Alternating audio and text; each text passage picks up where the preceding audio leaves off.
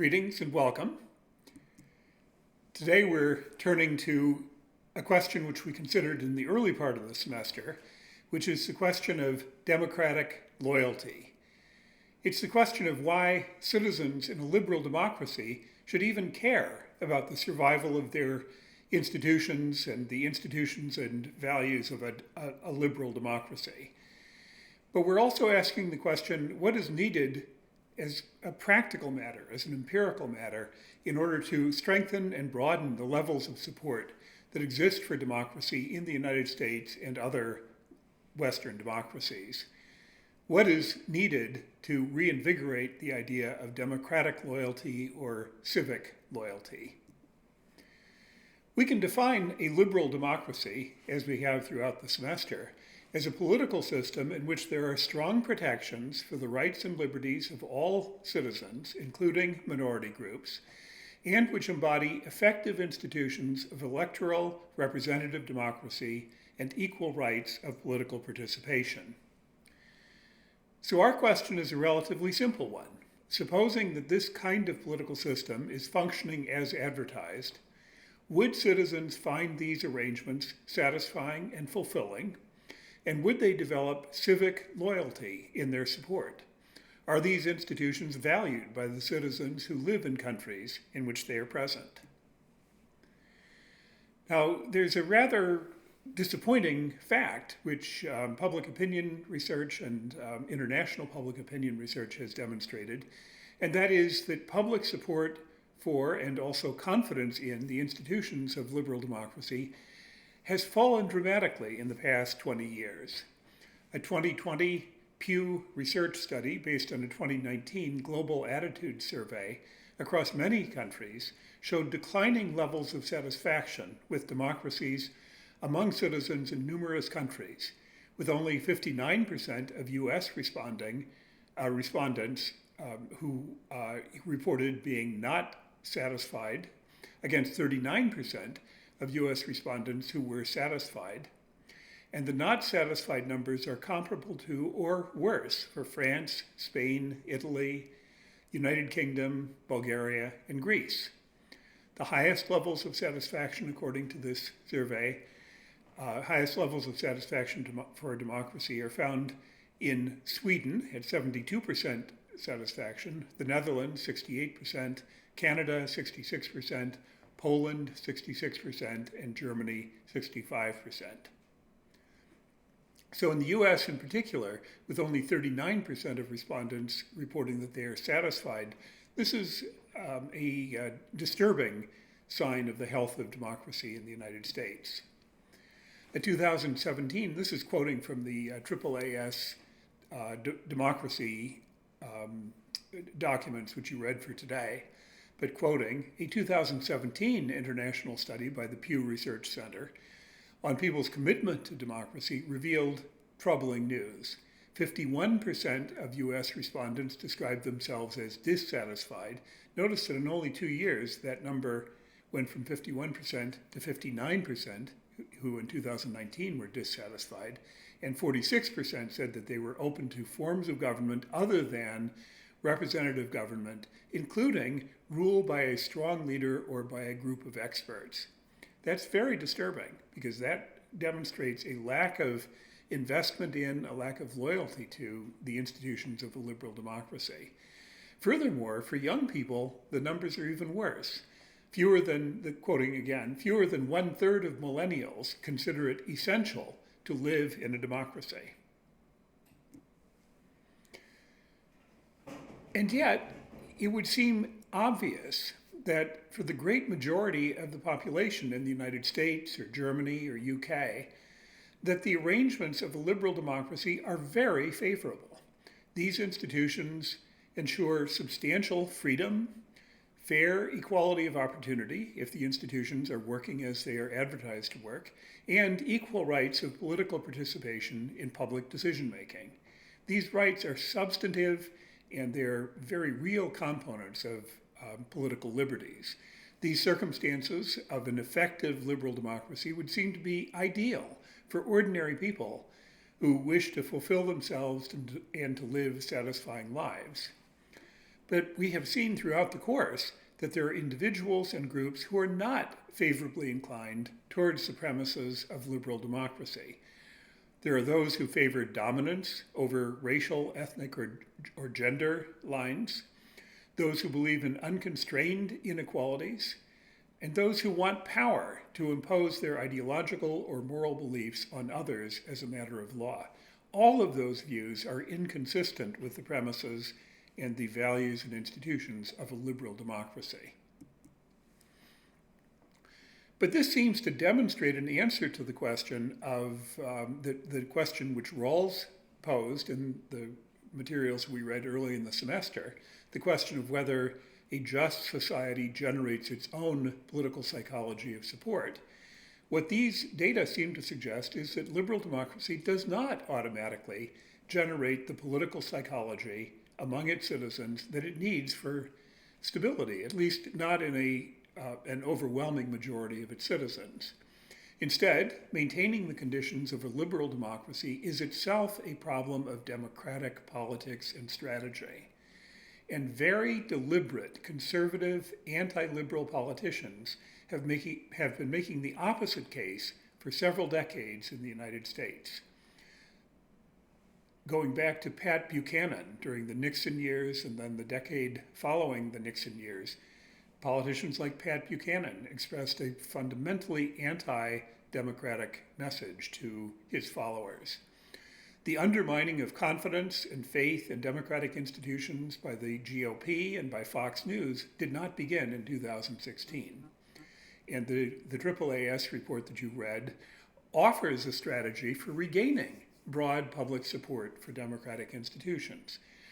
In other words, if support and loyalty to democratic institutions doesn't come about naturally, then we must struggle for it. We must undertake a political strategy to develop and encourage and cultivate the loyalty and support of our fellow citizens for the institutions of democracy.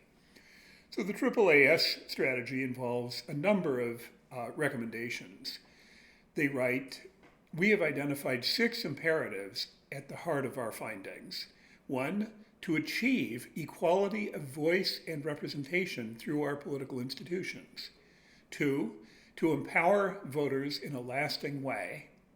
3, to ensure the responsiveness of our political institutions.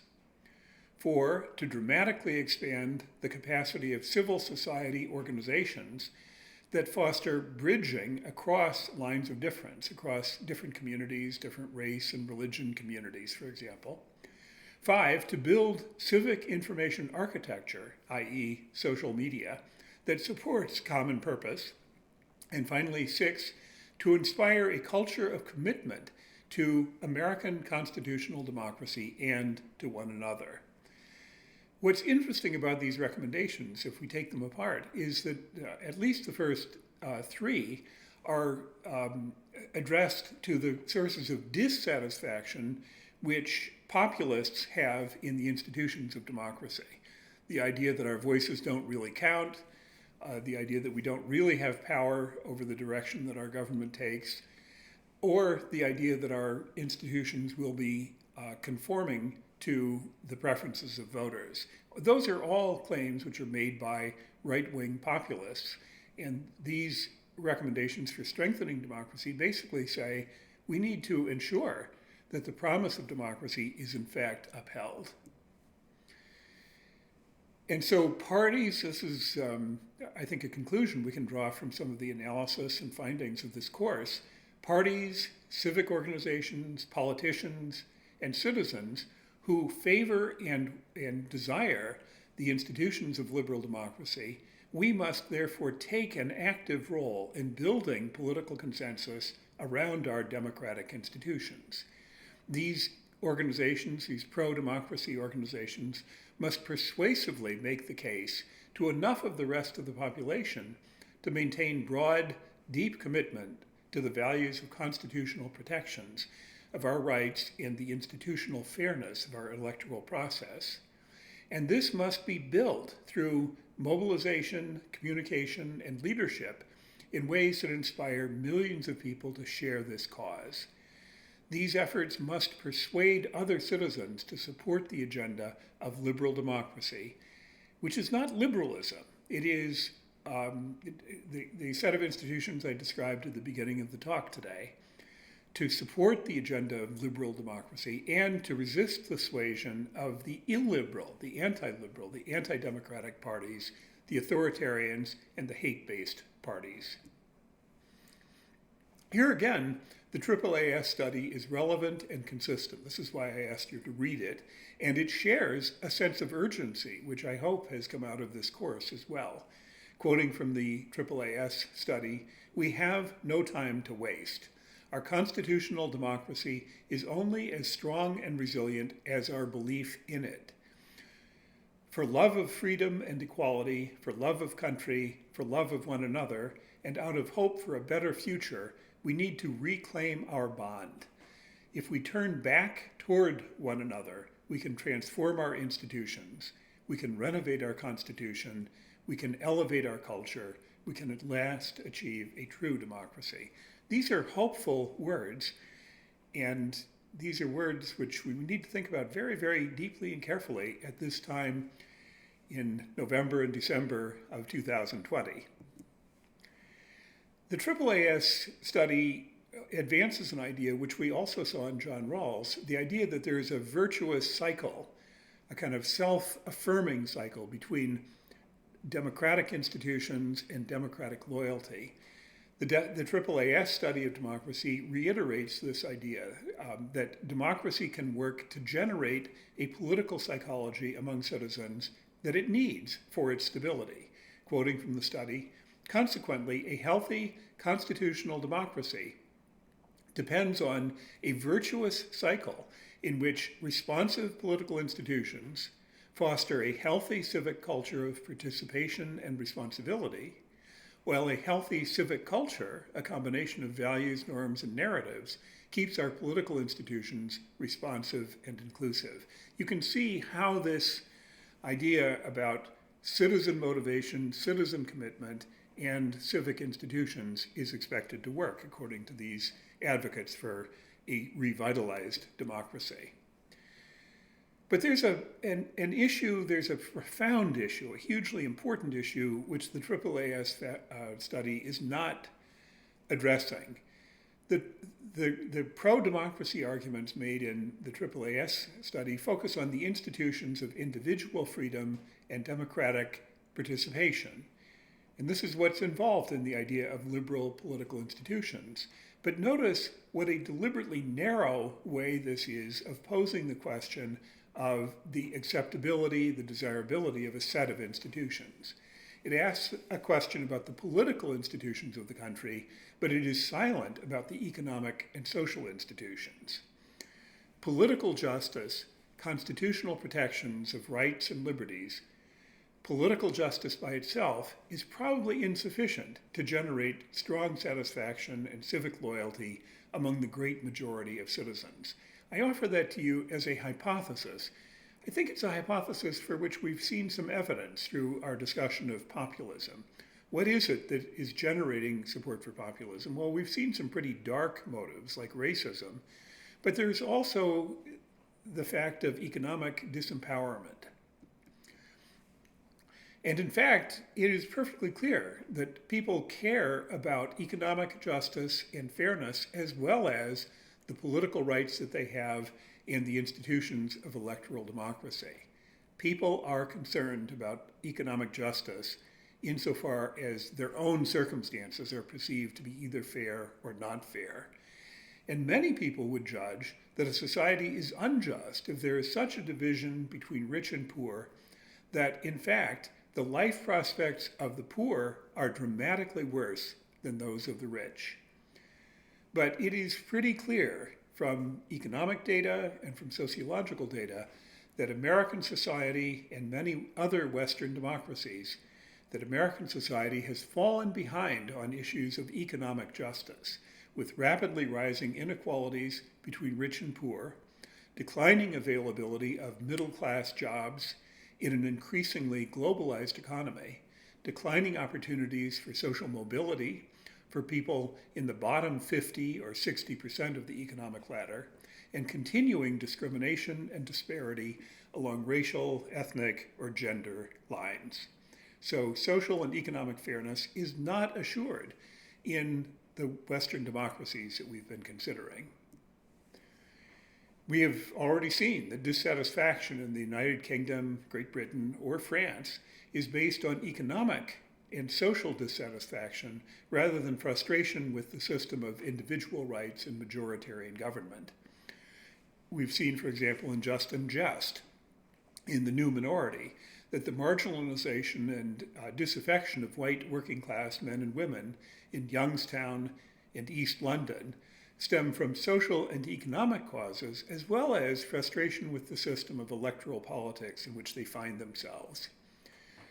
And this suggests that we need to give consideration to the social and economic arrangements of a given liberal democracy if we want to understand the dynamics of citizen satisfaction.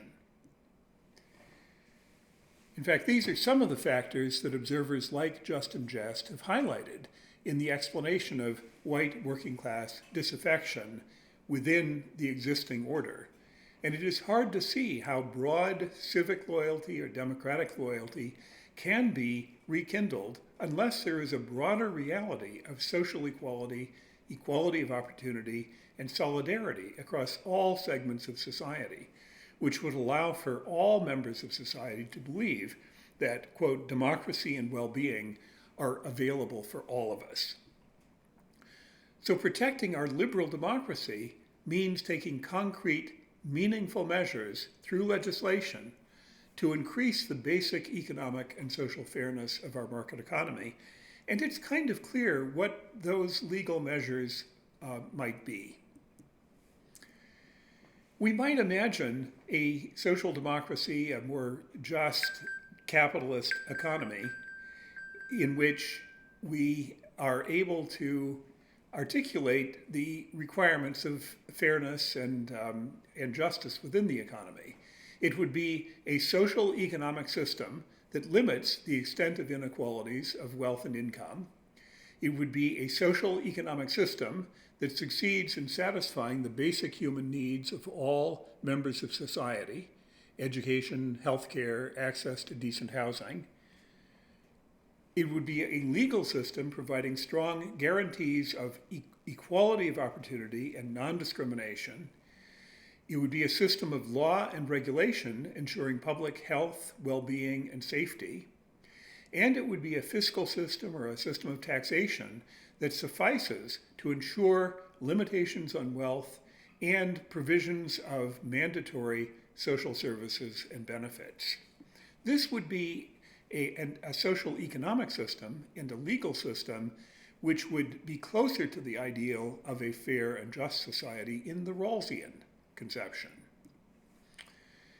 So we might consider a thought experiment. Those ideas that I just expressed about what a fair social democracy might look like, those statements address the dimensions of unfairness that many citizens are currently experiencing in Western democracies. And so we might imagine that a given democracy, France, let's say, has undertaken the social and economic and legal reforms that follow from these principles. And now we can ask our question again. Will most citizens develop civic loyalty or democratic loyalty to their political, social, economic system, embodying liberal protections of their freedoms and economic assurances of fair opportunities in social and economic life? Would the anti-democratic opposition to modern democracies be quenched? Would the anti-democratic populist impulse in modern democracies become once again a small minority position? And would the resulting society be a less fertile environment for right-wing extremism, radical populism, and hate-based political mobilization? Would this kind of political, social, economic system, in fact, possess the self-reinforcing characteristics of political psychology that Rawls expected when he wrote about the overlapping consensus and the bonds of justice? That's what the thought experiment is intended to make us consider. Is a liberal democracy more stable if it is also committed to being a just and fair democracy?